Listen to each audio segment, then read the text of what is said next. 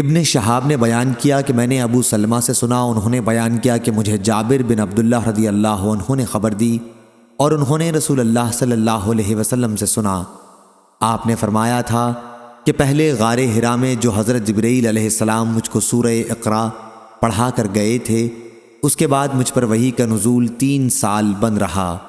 ایک بار میں کہیں جا رہا تھا کہ میں نے آسمان میں سے ایک آواز سنی اور نظر آسمان کی طرف اٹھائی۔ میں نے دیکھا کہ وہی فرشتہ جو غار حرا میں میرے پاس آیا تھا، یعنی حضرت جبرائیل علیہ السلام، آسمان اور زمین کے درمیان ایک کرسی پر بیٹھا ہوا ہے۔ میں انہیں دیکھ کر اتنا ڈر گیا کہ زمین پر گر پڑا۔ پھر میں اپنے گھر آیا اور کہنے لگا کہ مجھے کچھ اوڑھا دو، مجھے کچھ اوڑھا دو۔ اس کے بعد اللہ تعالیٰ نے یہ آیت نازل فرمائی، یا ایھا المدثر۔ اللہ تعالیٰ کے ارشاد فہجر تک۔ ابو سلمہ نے کہا کہ آیت میں الرجز سے بت مراد ہیں۔ صحیح بخاری حدیث نمبر 3238۔